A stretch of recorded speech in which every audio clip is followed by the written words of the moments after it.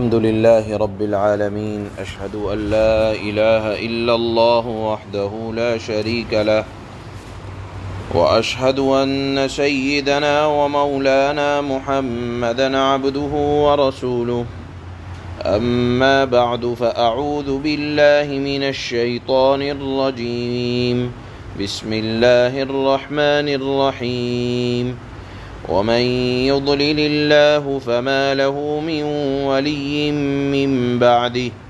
وترى الظالمين لما رأوا العذاب يقولون هل إلى مرد من سبيل وتراهم يعرضون عليها خاشعين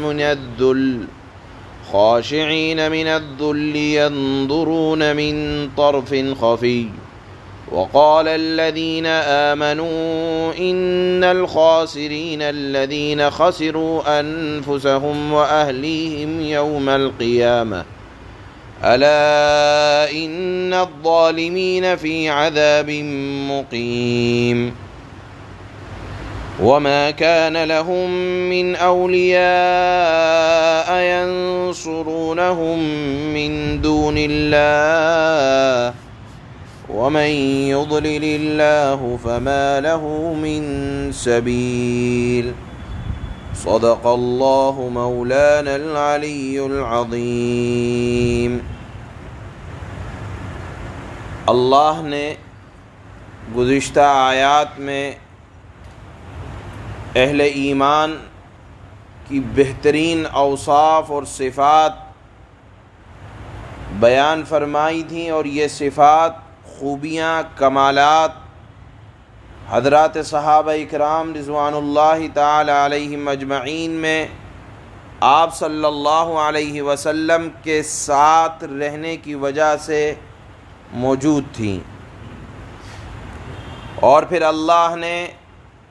یہ ارشاد فرمایا تھا کہ دیکھو،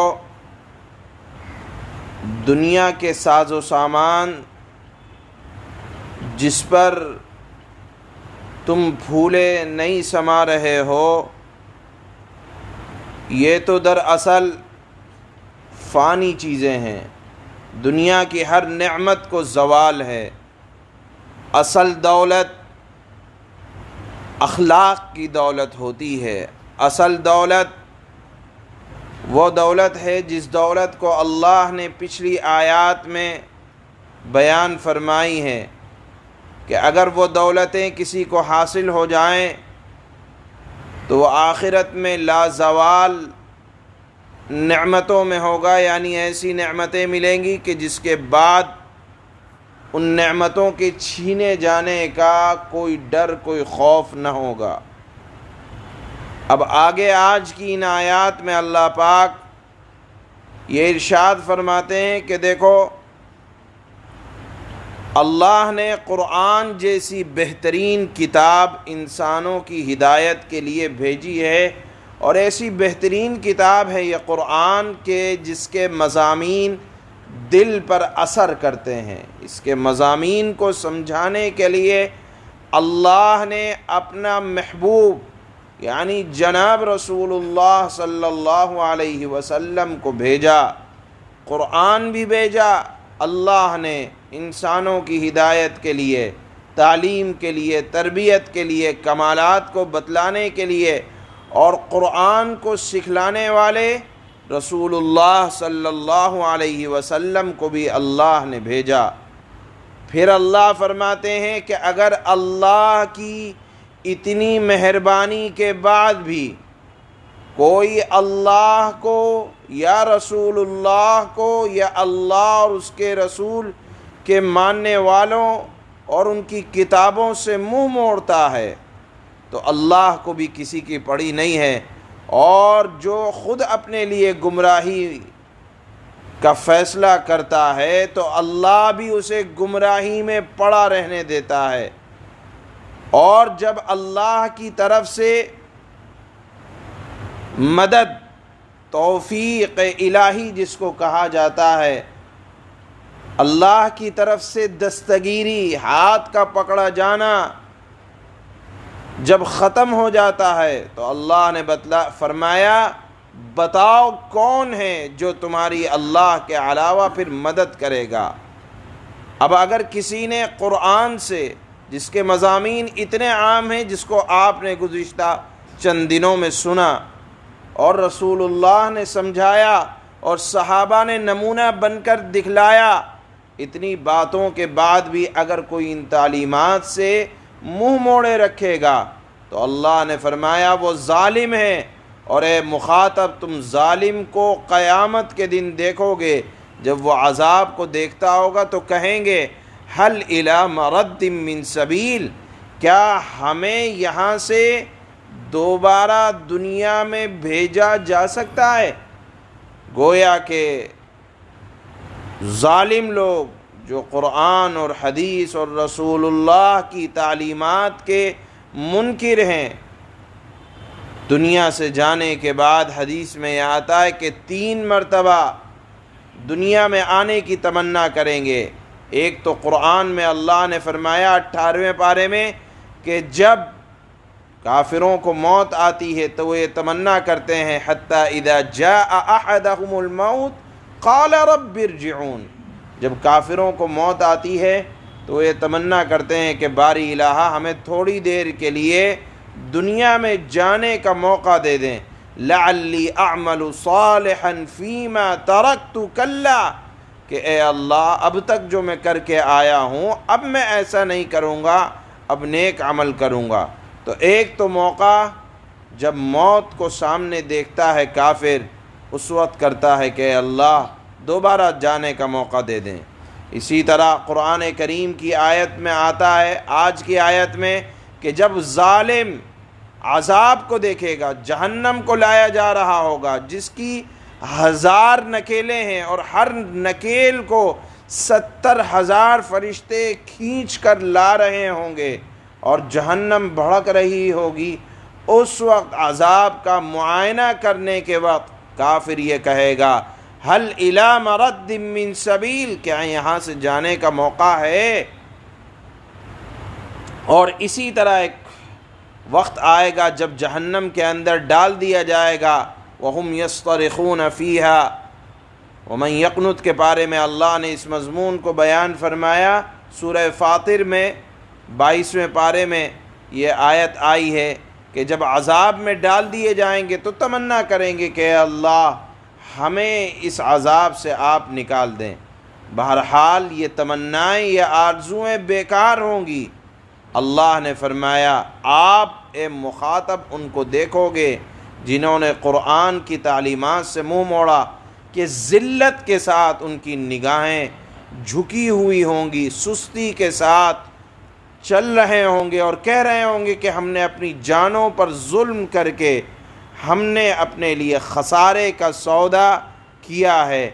اللہ فرمائیں گے کہ آج تم خسارے ہی میں پڑے رہو، تمہیں کسی طرح کی کوئی مدد ملنے والی نہیں ہے۔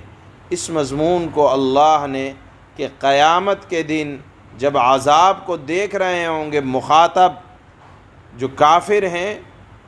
یا کافروں کے بارے میں اللہ نے آج کی آیت میں بیان فرمایا کہ اے مخاطب تم ان کافروں کو دیکھو گے جو آج قرآن کو اور رسول اللہ کی تعلیمات کو